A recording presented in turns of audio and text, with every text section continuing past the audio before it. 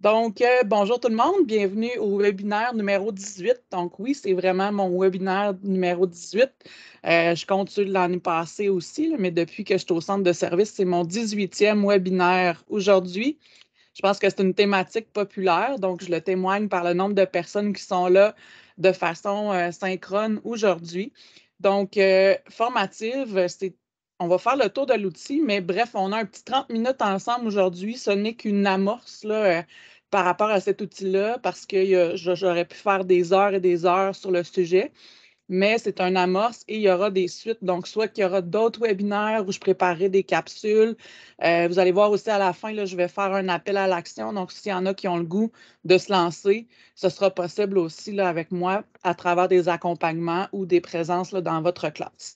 Donc, la présentation d'aujourd'hui, elle est sous le lien qui est juste ici. Donc, monurl.ca web18. Donc, à l'intérieur de celle-là, vous allez avoir différents liens qui sont là, donc des liens cliquables. Donc, je vais faire référence à quelques endroits. Puis, elle va se retrouver aussi sur le site Pédago numérique, là, donc le site du centre de service pour le numérique.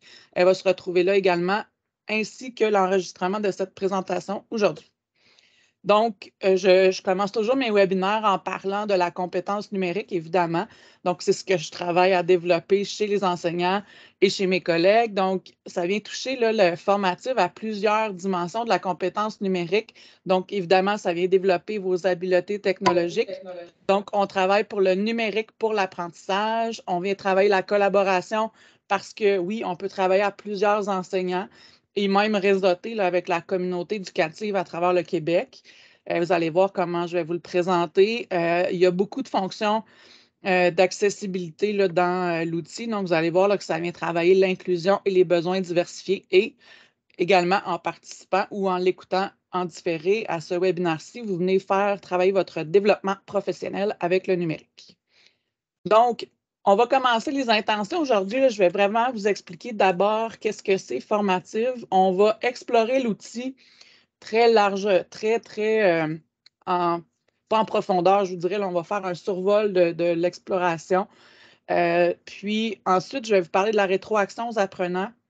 Et comme je vous disais, je ne peux pas vraiment passer beaucoup de temps sur l'exploration là, parce qu'on a seulement 30 minutes ensemble, mais c'est la majorité du temps là, sera passé à l'exploration de l'outil. Donc, qu'est-ce que formatif? Donc, avant, vous avez sûrement déjà entendu parler, ça s'appelait Go Formatif. Donc, maintenant, on parle seulement de formative. C'est un outil qui permet de créer différents types de devoirs et des évaluations en ligne. Donc, j'insiste sur le fait que, mais en fait, même pas non plus sur le terme devoir. Donc, c'est vraiment pour faire des activités et suivre des évaluations, évidemment, en ligne. Puis c'est pour suivre le progrès de nos élèves. Donc, c'est compilé tout au même endroit. Puis vous pouvez prendre là, ce qui est la beauté de la chose, c'est que vous n'avez pas besoin de réinventer le tout quand vous travaillez avec Formative. Vous allez voir, là, partir d'un document existant, donc vos Google Documents, vos présentations, vos PDF. Donc, si vous avez déjà fait des questionnaires en doc aussi, vous pouvez prendre ce qui est déjà là, puis y ajouter là, un plus avec, y ajouter des questions en format numérique, puis y ajouter de la vidéo, donc différents types de supports. Puis, sa grande force, là, j'aimais beaucoup, j'avais vu dans une présentation l'image d'un enseignant qui est toujours, qui court pendant une période, aller donner de la rétroaction aux élèves. Donc, là, c'est la possibilité là, de venir placer les rétroactions en temps réel là, sans avoir à courir partout pendant une période. On peut le faire évidemment parce qu'on conseille de circuler, mais c'est possible de rétroagir en temps réel aux réponses des élèves. Puis aussi, les enseignants peuvent voir les réponses des élèves en temps réel. Donc, il y a possibilité de rétroagir, mais de voir vraiment le travail en progressif des élèves. Donc, c'est vraiment un outil où on crée des types de devoirs. Donc, vous allez voir, je vais vous en montrer différents modèles au cours de l'exploration. Donc, il y a deux volets que je vais vous parler aujourd'hui. Là, on a deux fonctions de l'évaluation. Donc, il y a une façon plus sécurisée. Donc, je vais vous parler là, de la session d'évaluation sécurisée sur les Chromebooks, donc avec lequel on peut utiliser Formatif. Donc, ce n'est pas obligatoire de l'utiliser. Mais si on veut une évaluation numérique, il y a le volet vraiment évaluation là, pour reconnaître les compétences. Puis, en fait, quand on fait une évaluation pour reconnaître les compétences, on n'est pas obligé non plus d'avoir une session d'évaluation sécurisée. Donc, on n'est pas obligé de l'utiliser, mais pour rendre, par exemple, pour des matières à sanction comme le français et l'anglais, donc en 5e secondaire, par exemple, l'écriture, il y a certaines demandes là, de la part du ministère pour avoir un environnement d'évaluation sécurisée. Mais si vous faites une évaluation pour reconnaître les compétences, vous n'êtes pas du tout obligé d'utiliser la session d'évaluation sécurisée. C'est juste dans quel environnement vous souhaitez que vos élèves soient. Donc, on a aussi là, le gros avantage de cette plateforme-là, c'est l'évaluation en aide à l'apprentissage. Donc, ça peut être utilisé de manière synchrone, donc en direct dans vos classes, ou ça peut être, par exemple, un travail à la maison asynchrone. Donc, en temps réel, au moment opportun où l'élève peut le faire. Donc, c'est vraiment possible de le faire, puis sur toutes les plateformes. Donc, si vos élèves travaillent avec des Chromebooks, avec des PC, donc, c'est vraiment possible de le faire. Puis, on conseille, là, je vais vous en parler tout à l'heure, mais de passer là, par le Classroom, donc de vous créer un Classroom pour initier le tout. Puis, évidemment, ben, quand on parle de cet outil-là, on parle de l'élève au cœur de sa réussite, puis on parle aussi de la rétroaction. Donc, tout ça est possible de venir travailler ces deux fonctions de l'évaluation dans la plateforme. Donc, je vais commencer en vous parlant là, de formative parce que par rapport aux évaluations numériques sécurisées sur les Chromebooks, je vais vous parler de ça là, très brièvement, mais j'ai mis les vidéos si vous ne connaissez pas encore la session d'évaluation sécurisée sur le Chromebook. Je vous ai mis les vidéos, je ne passe pas à travers ça aujourd'hui parce que ce n'est pas l'objectif. Donc, là, si vous n'avez pas déjà travaillé dans la session invitée, peut-être que vous allez me perdre pour quelques minutes, mais je voulais commencer avec ça. Donc, pour ce qui est de... Je ne veux pas que la vidéo parte. Donc, les avantages, là, on a une première phase où on a déployé la session invitée sécurisée, donc sur laquelle les élèves peuvent avoir accès au dictionnaire. Donc, on parle de Usito et on parle de Word Reference en anglais. Donc là, ça, la première phase, c'était que les élèves, s'assurer que les élèves aient accès au dictionnaire numérique dans un environnement sécurisé pour des évaluations qui le demandent. Donc, par exemple, les épreuves ministérielles demandent que les élèves soient dans un environnement contrôlé. Donc, sur cette session-là, les élèves ont accès aux 2 dictionnaires ainsi qu'à une fenêtre Chrome qui n'ouvre seulement que formative. Donc, un enseignant qui voudrait être prêt à faire des évaluations numériques cette année pourrait le faire. Ou il peut déjà le faire en ce moment. Donc, tout est en place pour le faire. Donc, pourquoi Formative, c'est la seule plateforme sur laquelle les élèves peuvent faire leurs évaluations dans un environnement sécurisé. Là, je vais vous en faire part quelques minutes. Donc, il y a des tests qui ont déjà été faits. Là, les premières seigneuries en sont à leur 2e année à faire des tests et ça répond à toutes les demandes là, de la sanction des études pour l'environnement sécurisé. Donc, d'abord parce que la synchronisation des groupes avec Classroom permet aux enseignants de décider précisément à qui a accès à l'évaluation, c'est-à-dire que l'enseignant peut déterminer, c'est-à-dire que l'enseignant n'a pas à partager un code à l'élève, donc ça reconnaît automatiquement quand on crée une évaluation que l'élève est dans le groupe de l'enseignant, donc il n'y a pas de code à distribuer qui pourrait être passé entre les élèves pour avoir accès à l'évaluation. Donc, seulement vos élèves qui sont dans ce groupe-là de Classroom ont accès et ça se fait automatiquement. Il n'y a pas de code à entrer, il n'y a pas de lien cliquable. Donc, ça fait que c'est vraiment sécurisé. Donc, l'élève, quand il entre dans la session, une fois connecté à son compte, l'élève voit automatiquement son évaluation. Donc, pas de code à entrer, pas de lien complexe à fournir à l'élève, rien. La sauvegarde se fait en temps réel de la progression. Donc, au fur et à mesure que l'élève travaille, vous pouvez le voir de votre côté. Puis, donc, si jamais arrive quelque chose, l'ordinateur ferme malencontreusement, donc ça va être sauvegardé. Donc, les enseignants peuvent suivre en temps réel. Donc, puis, l'autre avantage, là, c'est souvent dans les productions écrites ministérielles, évidemment, on n'autorise pas un autocorrecteur. Donc, je vais vous montrer à travers les questions qu'on peut faire dans Formative, il n'y a aucun autocorrecteur ou prédicteur de mots. Donc, souvent, par exemple, dans Google Docs, on peut le désactiver, mais l'élève peut très bien aller le réactiver. Donc, dans cet outil-là, il y a seulement possibilité d'écrire du texte, là. Donc, il n'y a pas de mise en forme. Bien, il y a un petit peu de mise en forme, là. Par exemple, on peut mettre en gras, mais il n'y a pas de prédicteur de mots ni aucun autocorrecteur. Donc, puis aussi, avec Formative, l'élève, dans un contexte d'évaluation sécurisée, là, je vous parle, donc l'élève perd accès à sa copie une fois soumise et elle reste disponible pour l'enseignant. Donc, pas besoin de la supprimer.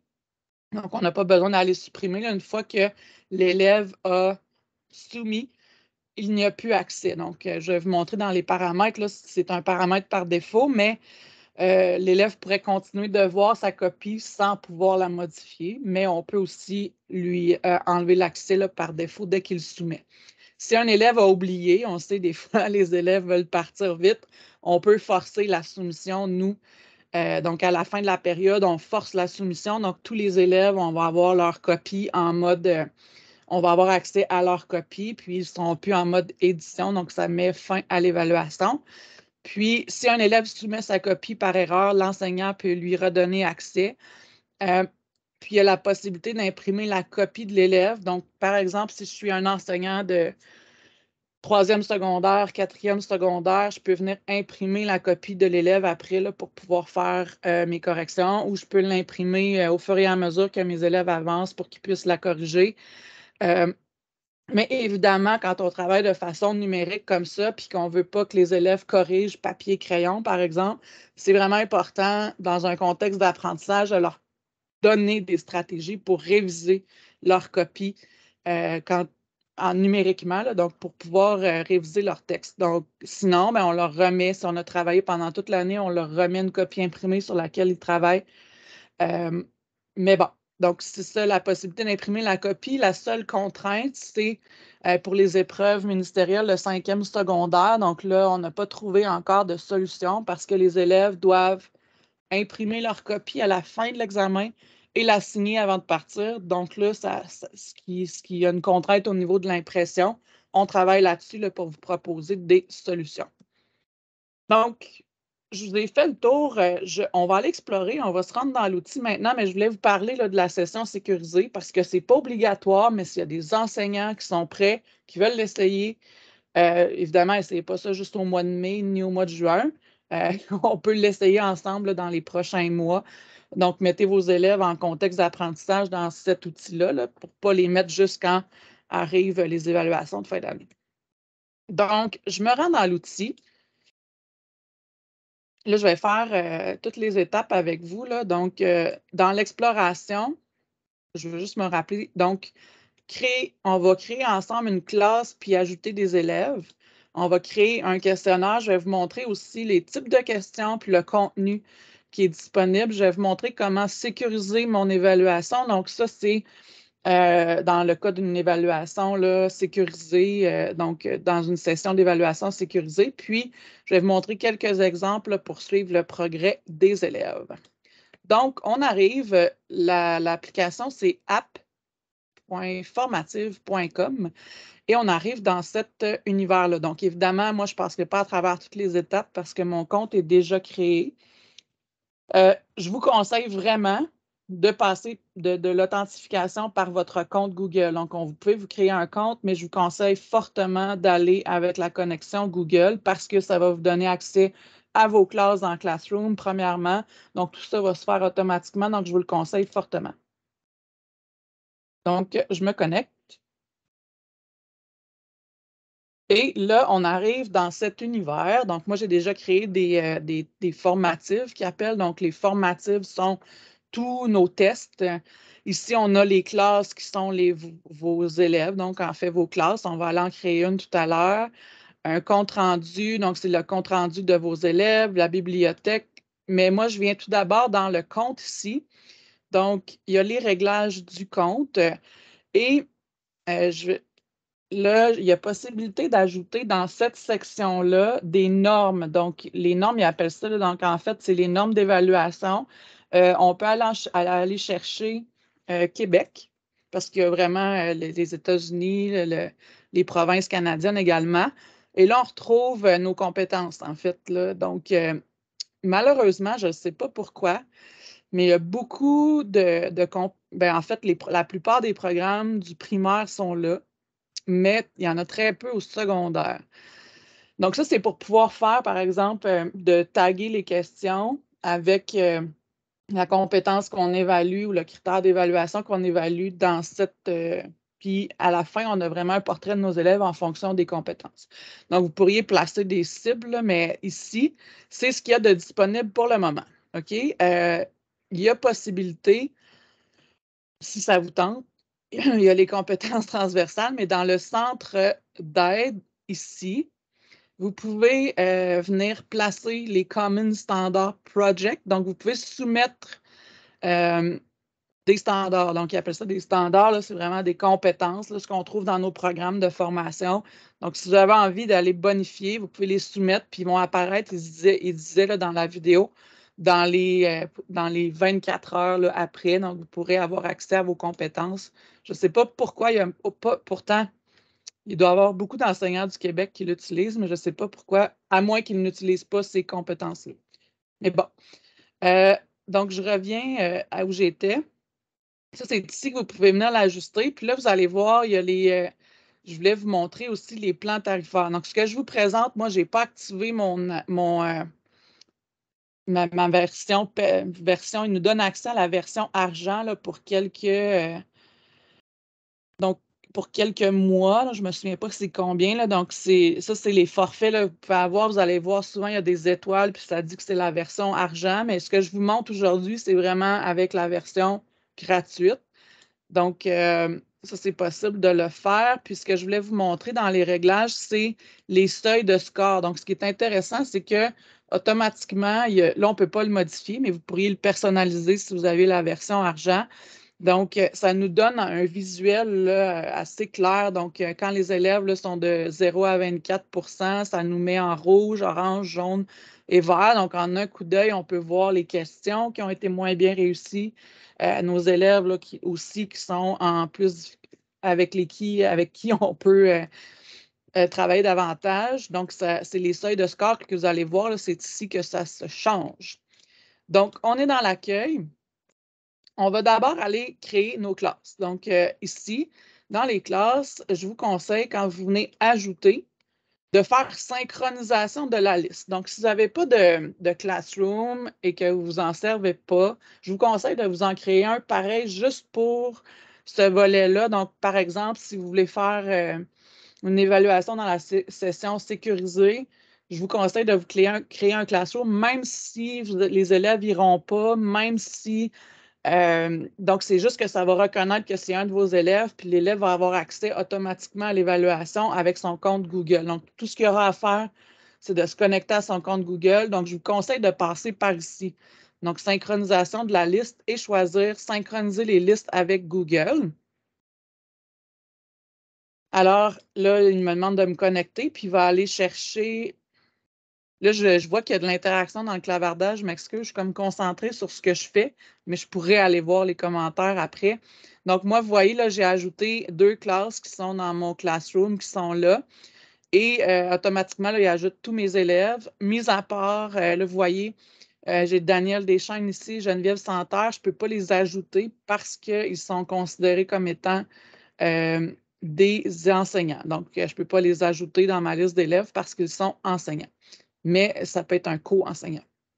Donc, j'ai ajouté ici mes classes. Et là, c'est ce que je retrouve ici. Moi, j'ai un étudiant, là, donc, et ici, j'en ai 3. Donc, c'est 3 étudiants qui sont là. Donc, si vous en avez 20, 25, 30, ils vont s'afficher ici.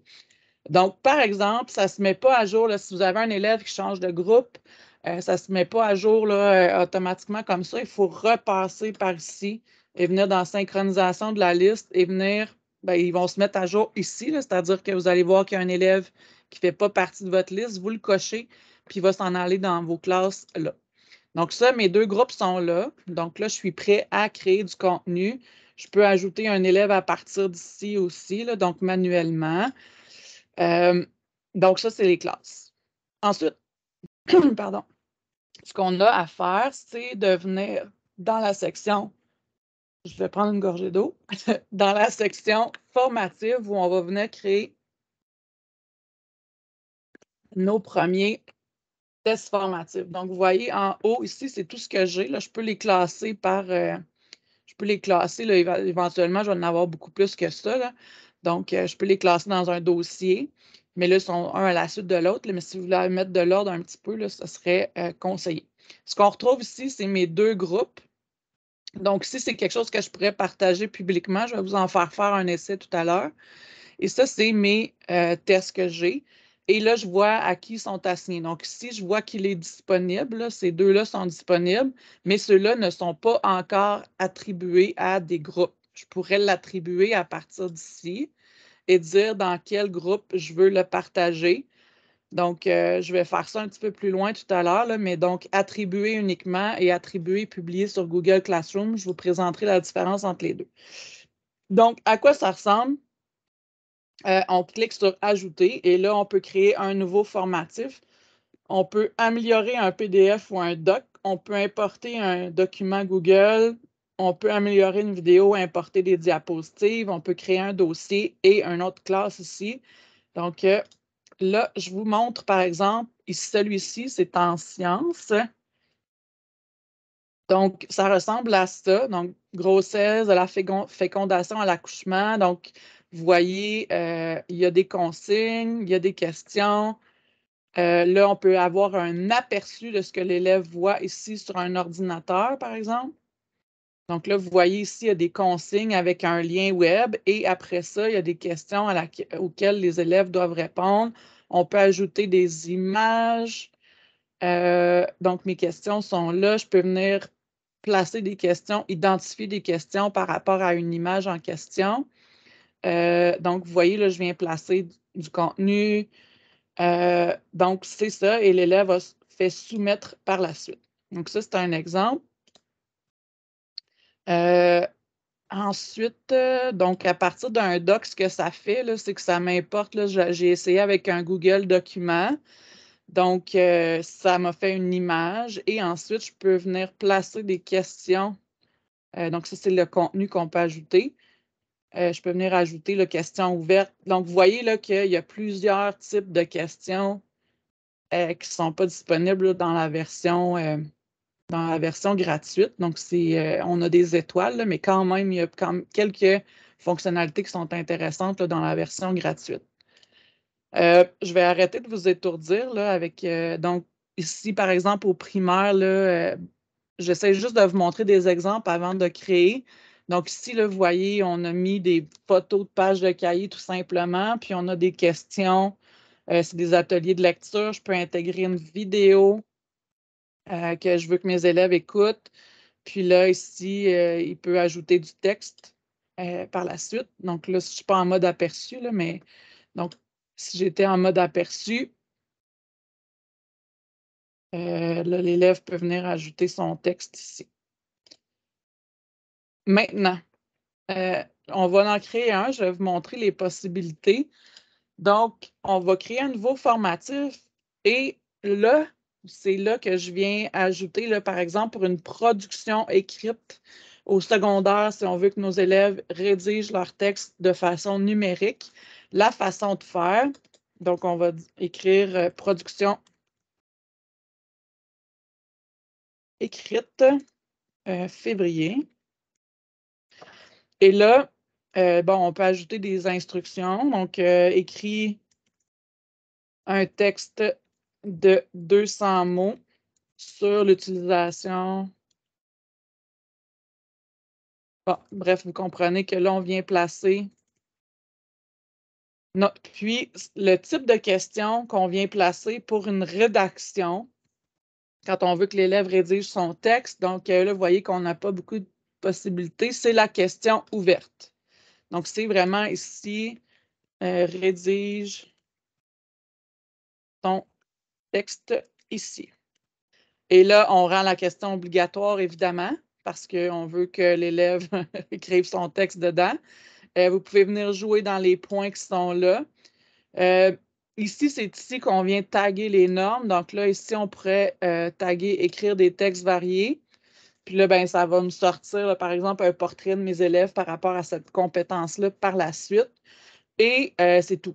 Donc, pour la rédaction, c'est tout ce qu'on a à faire. Vous pouvez ajuster le nombre de points si vous le souhaitez. C'est ici qu'on peut l'effacer aussi. Puis, ce que ça donne, ce que l'élève voit, c'est ça. Donc, le seul, il écrit son texte ici. Puis, bref, les seuls outils qu'il a accès, c'est des images. Il peut mettre des équations mathématiques ou encore ajouter une vidéo. C'est la seule chose qu'il peut faire dans cet univers-là. Il n'y a pas d'autocorrecteur, il n'y a pas de prédicteur de mots, mais bon, il peut quand même se mettre des repères là, en venant jouer des listes à points, des liens. Il peut venir mettre en gras des parties. Puis là, ensuite, il fait tout simplement soumettre à l'enseignant.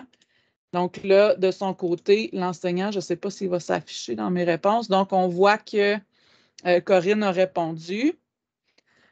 Ici, on peut l'afficher par critère d'évaluation. Là, j'avais ciblé une compétence. Mais bon, ici, je vois qu'à la seule question que j'avais posée, pourquoi c'est en gris? Tout à l'heure, on avait vous vous souvenez, je vous ai présenté les codes de couleur. Là, il est en gris, tout simplement parce que il n'y a pas d'autocorrection qui est fait ici, là, donc ça ne s'autocorrige pas tout seul un texte. Donc, moi, je peux venir voir ce que l'élève a fait comme travail ici. Je peux moi-même ajuster l'évaluation, donc lui dire le situer là, par rapport aux cibles d'apprentissage. Là, écoute, évidemment, il n'y a pas un gros texte que j'écris là, mais l'enseignant peut venir placer de la rétroaction aux élèves ici. Donc là, par défaut, bon, si vous avez la version Silver, vous allez avoir possibilité d'ajouter de l'audio, d'intégrer du contenu, de mettre des emojis, de mettre des images. Donc là, la seule chose qu'on a possibilité de faire, c'est d'ajouter une rétroaction vidéo ou écrit. Mais il y a des façons contournées avec la version gratuite de le faire parce que probablement que pendant la pandémie, on vous a présenté des outils comme Vocaroo qu'on peut venir placer. On ouvre une autre fenêtre ici. On écrit Vocaroo. Et là, je peux venir enregistrer mon commentaire audio, enregistrer le commentaire audio à mon élève. Et là, bon, évidemment, ça fait une fenêtre de plus. Puis là, je viens le coller dans la fenêtre et l'élève aura accès à ma rétroaction audio par rapport à son travail. Je peux décider. Donc, je ne peux pas. Je pourrais une rétroaction différée, là, donc rétroaction instantanée ou rétroaction différée. Donc, ça, c'est le travail qu'il y a à faire par rapport à l'élève. Donc, ici, ce qui me restait à faire, c'est dans ma production écrite de février, vous avez remarqué qu'elle n'était pas attribuée aux élèves. Donc, par défaut, moi, je l'ai remplie parce que j'étais en mode visualisé. Mais si on veut le partager, il y a une chose que je veux vous montrer, j'espère que je ne vous perds pas. Mais ici, on peut ajouter des collaborateurs, c'est-à-dire qu'on peut être plusieurs enseignants à développer une même évaluation. Donc, pour favoriser la collaboration, là, on peut ajouter un collègue, puis vous bâtissez tout ça en temps réel. Puis, comme dans les outils de Google, là, vous allez voir les petits visages qui sont là pour co-construire une évaluation ensemble. Et ensuite, quand vous l'attribuez au rythme de l'étudiant ou encore, si vous êtes en classe et que vous voulez que ce soit au rythme de l'enseignant, donc ça veut dire que vous rendez disponible une question au fur et à mesure. Ça, c'est plus dans un contexte en classe, là, mais dans une évaluation, on met ça au rythme de l'étudiant. Donc, l'étudiant avance à son rythme, donc rythme de l'étudiant, et vous décidez où vous voulez les rendre disponibles. Dans le cas là, je fais la différence entre les deux. Pour l'évaluation sécurisée, on va faire attribuer uniquement. Donc, c'est-à-dire que l'élève ne pourra pas voir votre évaluation s'il se connecte à Classroom. C'est ça qu'on veut. On ne veut pas qu'il y ait accès avant. Donc là, après ça, dans la session sécurisée, il va ouvrir la fenêtre formative, il va mettre son compte Google et là, poup, il va voir votre évaluation. Sinon, dans un contexte d'évaluation en aide à l'apprentissage, vous pouvez l'attribuer et le publier directement sur Classroom. Puis là, ça va vous faire un devoir.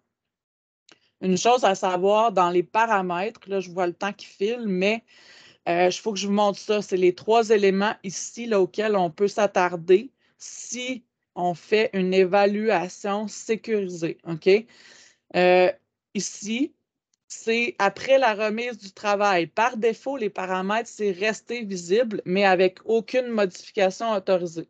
Donc, c'est-à-dire que l'élève pourrait là, je parle de session sécurisée, l'élève pourrait se brancher dans son classroom et faire une saisie parce qu'il le voit encore, son travail. Donc, ici, si on est dans un contexte sécurisé, on vient mettre, dès qu'il a remis son travail, on fait masquer. OK? Donc, on ne veut pas que l'élève le voit désormais. Ensuite, on va faire afficher les résultats, ne pas afficher par les résultats, donc ça, c'est correct. Et ensuite, afficher les bonnes réponses, on a fait ne pas afficher les bonnes réponses. Et là, on décide si on fait attribuer uniquement ou attribuer. Donc là, d'accord, c'est publié. Donc là, on voit que dans classe de Corinne, voyons, pourquoi il y a un cadenas? Non, non, c'est ça, c'était dans celui-là que je l'avais partagé. Donc, si il n'est pas disponible, mais je peux venir ajuster les paramètres et le rendre disponible une fois que mes élèves sont entrés en classe, par exemple. Donc là, avec mon cadenas, je joue ici, je le rends disponible ou je le ferme. Donc, ici, donc ça, c'est l'endroit où vous allez avoir les résultats, puis c'est l'endroit où vous pouvez éditer votre production écrite. Je reviens en arrière. Donc, ici aussi, vous pouvez toutes les créer, puis pas avoir besoin de rentrer dans vos tests pour venir les attribuer. Vous avez le plus ici. Et là, vous pouvez décider d'attribuer uniquement ou attribuer et publier sur Google Classroom à partir d'ici. Donc, là, vous voyez, là, je viens de débloquer mon niveau supérieur. Donc, je vais avoir accès à la fonction Silver pour 15 jours. Donc, ici, c'est en ligne et quand le cadenas, ça veut dire, puis quand il n'y a rien du tout, ça veut dire que les élèves ne le voient pas. Donc, c'est vraiment l'univers. Donc, il me restait les classes, le compte rendu. Donc, ici, je n'ai pas vraiment de données là, par rapport à mes élèves encore. La bibliothèque, bon, ça, c'est important que je vous le montre. Là. Vous n'êtes pas obligé de repartir de zéro. Il y a quelques éléments qui sont en français. Ici, là, vous pouvez chercher par... c'est ici que j'avais trouvé le test sur la grossesse. Donc, c'est ici là, que j'avais trouvé. Donc, vous pouvez le copier dans vos formatifs puis le développer. Là. Donc, vous ne partez pas de zéro. Ça, c'est des enseignants du Québec qui l'ont fait. Ou encore, là, je vois que c'est 8e année. Donc, ça, c'est la bibliothèque. Vous pouvez les copier après dans vos formatifs.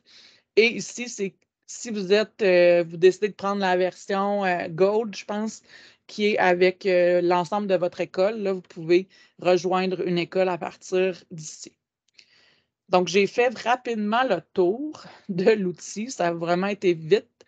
Ce que je voulais vous dire ensuite, donc, suivre le progrès là, des élèves, sécuriser mon évaluation, j'en ai parlé, et suivre le progrès, là, c'est toujours à même votre formatif, votre test. Vous avez toujours l'option de suivre les élèves par la suite. Donc, ce que je vous disais, c'est que ce que je tiens bon de préciser, c'est qu'il y a plusieurs fonctions d'accessibilité dans l'outil, là, vraiment. Il y a possibilité d'ajouter des réponses dans la version Silver. Audio et vidéo. On peut ajouter de l'audio ou de la vidéo dans n'importe quel type de question aussi. Puis Silver, avec la version Silver, mais vous pouvez utiliser aussi Vocaroo ou Screencastify pour venir placer de la vidéo ou l'enregistrement de l'écran du iPad. Donc, vous voyez, c'est tout le contenu qu'on peut ajouter, là. Donc, c'est possible de contourner là, puis de venir utiliser ces outils-là. Puis, dans la version Silver aussi, ce qui rend le tout accessible, c'est qu'il y a une question à réponse libre. Donc, vous pouvez poser une question, puis l'élève a le choix du moyen qu'il va prendre pour répondre à votre question. Donc, il peut répondre de manière audio, vidéo, par un dessin, par de l'écriture, etc. Donc, quand je vous parlais de suivre le travail des élèves en temps réel, donc si, admettons que j'ai parti ma communication, ma production écrite, donc je peux voir là, mes élèves en train de travailler comme ça. Si j'ouvre la fenêtre, là, je peux voir mes élèves en temps réel travailler. Donc, puis vous voyez aussi s'il y a du texte qui arrive d'un gros bloc tout d'un coup, là, donc vous pouvez vous dire que l'élève va peut-être copier-coller ça de quelque part. Ben, en fait, ça vous permet, là, tout ça vous permet de voir facilement la progression des élèves. Donc, ça, c'est par rapport aux compétences. Donc, vous voyez là, en rouge, là, c'est que c'est des notions là, qui n'ont pas été acquises, donc qui sont à travailler à nouveau. Donc, ça, ici, j'ai pris l'exemple d'un de mes collègues, donc Alec, qui travaille avec des cibles d'apprentissage. Donc, il a mis tous ses noms. Lui, il l'utilise seulement lui pour son enseignement. Donc, pour l'évaluation, il s'est créé des cibles d'apprentissage, puis il vient juste créer une question ouverte. Puis, après ça, il vient placer, je ne sais pas si c'est à la prochaine, là, donc il vient ajuster là, avec la petite chose pour glisser où sont ses élèves par rapport aux différents types. Donc, ce n'est pas les élèves qui répondent à des questions, c'est vraiment lui qui s'en sert pour visuellement avoir un profil de ses élèves par rapport aux cibles. Puis, par exemple, sa cible 6, bien, il peut voir que c'est quand même bien maîtrisé, mais après ça, là, quand on vient dans la 11, bien, les élèves n'ont pas encore atteint la cible. Donc, ça vous permet évidemment d'ajuster son enseignement en temps réel, donc ajuster votre approche pédagogique en fonction des progrès de vos élèves, un rythme efficace, puis improviser des capsules à la volée. Donc, quand on voit que nos élèves, ce n'est pas maîtrisé, donc on peut vraiment ajuster notre enseignement en temps réel. Donc, dire, oh, pause, on voit que cette question-là n'est pas maîtrisée. Là, tu refais une petite capsule, puis on repart l'enseignement. Donc, ça permet d'améliorer et faciliter la planification pédagogique aussi. Donc, c'est ça que je vous parlais, là, j'ai inversé mes diapos, mais Alec, en mathématiques, se sert de formative. Il a placé juste ses cibles. Il n'y a personne, en fait, qui tape de réponse. Puis, dans cet outil-là, il vient situer l'élève par rapport à la cible, donc soit vert, jaune, orange ou rouge. Donc, c'est comme ça qu'il s'en sert, lui, pour cibler. Les élèves ne répondent pas là, dans ces questions. Ensuite, donner à chaque élève une rétroaction immédiate. Je vous en ai parlé tout à l'heure. Donc, une rétroaction écrite instantanée qui favorise l'apprentissage des élèves. Vous pouvez fixer une clé de réponse pour le score automatique. Donc, vous pouvez, désolé de la traduction, là, ça vient de la présentation de formative. Donc, fixer une clé de réponse là, pour un score automatique aussi, c'est possible de le faire. Et pour en apprendre davantage là, sur la rétroaction, j'ai la vidéo de Sylvain Duclos là, qui passe, je ne me souviens pas c'est combien de minutes, mais seulement sur les outils de rétroaction là, dans Formatif. Donc, si vous voulez aller plus loin, j'en développerai une également de mon côté, là, mais pour le moment, il y a cette vidéo, voyons pas cette vidéo-là. Donc, vous voyez ici, c'est Go Formative, là, mais il parle vraiment de Formative. Je ne suis pas capable d'avancer. Et si vous voulez aller plus loin, j'ai juste un lien cliquable ici là, sur la page du site Pédago numérique CSS des découvreurs. Vous cliquez ici, là, puis ça vous amène sur la page que j'ai dédiée à Formative. Vous allez avoir le webinaire qui va être là, la présentation d'aujourd'hui, mais je vais continuer à développer des ressources là, pour l'outil.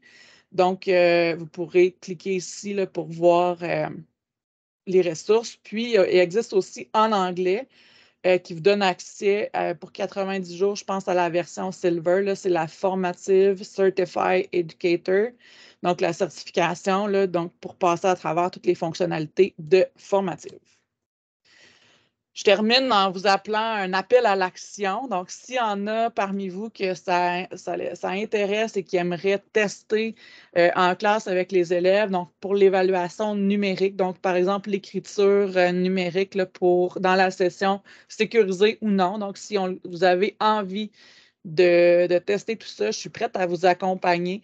Donc, je vous invite à cliquer sur Action. Puis là, ça vous mène dans un formatif justement pour me donner votre nom, votre école et je pourrai rentrer en contact avec vous là, si ça vous tente de mettre ça en pratique. Vous n'êtes pas obligé d'être dans le contexte d'évaluation de fin d'année. Ça peut être en apprentissage pour tester le tout. Je suis prête à aller vous accompagner ou ça peut être juste un accompagnement, une rencontre là, pour regarder plus en profondeur cet outil-là aussi. Donc, cliquez ici, appel à l'action.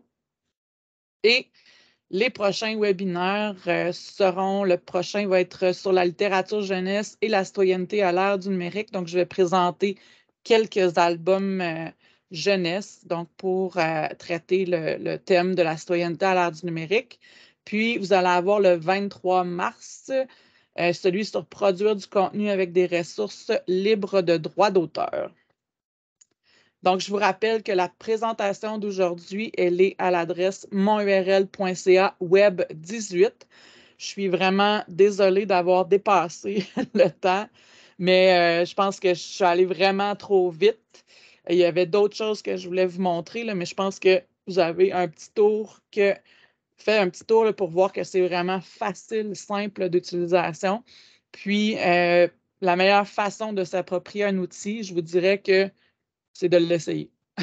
Donc, mettez les mains dedans. Si vous avez besoin d'aide, je suis là pour vous aider. Donc, je vous souhaite à tous une belle fin de journée de tempête.